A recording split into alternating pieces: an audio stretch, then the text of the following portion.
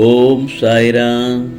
என் அன்பு குழந்தையே, இனி உனக்கு உன் வீட்டில் பணம் பெருகப் போகிறது. வரப்போகும் அதிர்ஷ்டத்தை தொலைத்து விடாதே.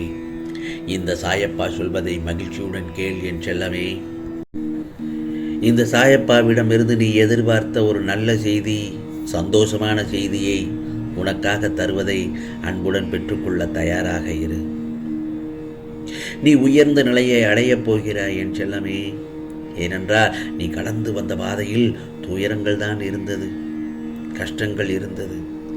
போதும் அப்பா, போதும். என் பிள்ளை பட்ட துன்பங்கள், கஷ்டங்கள் அனைத்தும் போதும். இதோ உனது வேண்டுதல்களை நிறைவேற்றப் போகிறேன். ஒவ்வொன்றாக நிறைவேற்றப் போகிறேன். ஏனென்றால் நீ என்னிடம் நம்பிக்கை பொறுமையோடு காத்திருக்கின்றாய். தினமும் நம்பிக்கையும் பொறுமையோடு நீ 2 தாரக மந்திரத்தை சுவாசமாக ஏற்றுக்கொண்டு அதையே தியானித்து வருகிறாய்.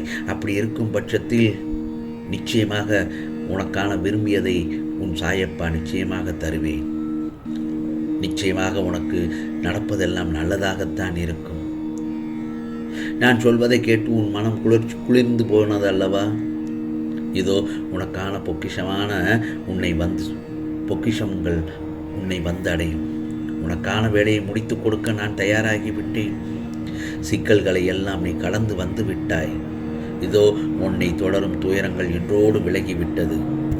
அதே நேரத்தில் என் செல்லப்பிள்ளை, மற்றவர்களுக்கு நல்லதொரு எண்ணத்தோடு நன்மைகள் செய்தாலும் உன்னை எல்லோரும் சுயநலவாதி, சந்தர்ப்பவாதி என்று தானே கூறுகிறார்கள்.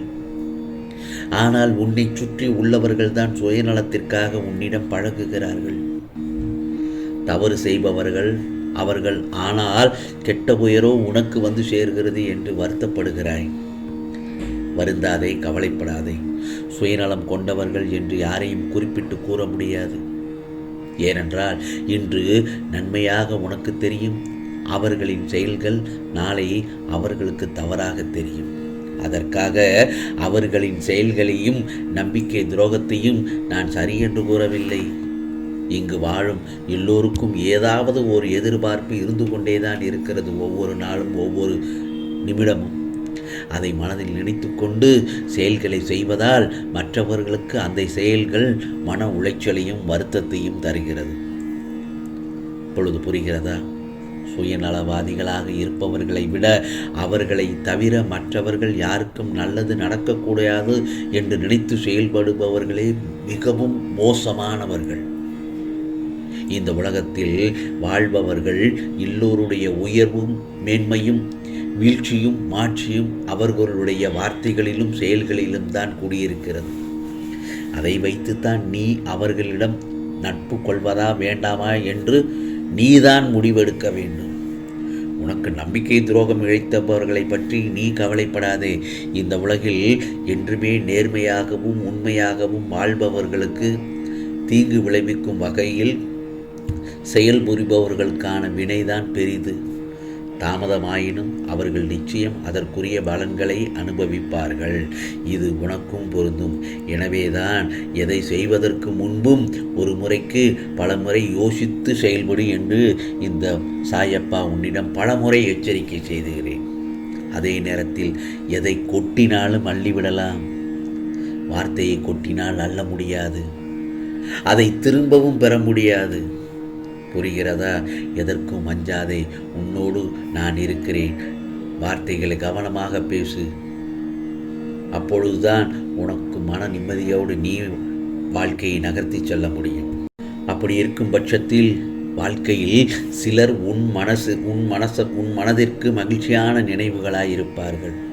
சிலர் உன் மனதிற்கு பாடத்தை புகட்டி அனுபவத்தை உனக்கு பரிசளித்துள்ளார்கள் என்று நினைத்துக்கொள். அவர்கள் உன்னை காயப்படுத்தினால், உனக்கு துரோகம் செய்தார்கள், உனக்கு கஷ்டத்தை கொடுக்கிறார்கள் என்ற சூழ்நிலைக்கு நீ தள்ளப்பட்டால் நீ அமைதியாக இரு. அதற்கு என்ன காரணம் தெரியுமா? உன் மேல் படர்ந்துள்ள கர்மா என்ற தூசியை அவர்கள் துடைத்து எடுக்கிறார்கள் என்று அர்த்தம். அந்த காலத்தில் இருந்து யாரும் தப்புவதும் இல்லை. எல்லோரும் அது மாதிரியான சூழ்நிலைகளை சந்தித்து தான் ஆக வேண்டும். நீயும் தலை நிமிர்ந்து நிற்கும் காலத்தில் நுழைந்து விட்டாய். ஆகவே எது வந்தாலும் அதை நேருக்கு நேர் சந்தித்து அதை துணிச்சலுடன் தாண்டி செல்லும் மனது இதற்கு முன்னர் உன்னிடம் இருந்ததா என்று சற்று யோசித்துப் பார்.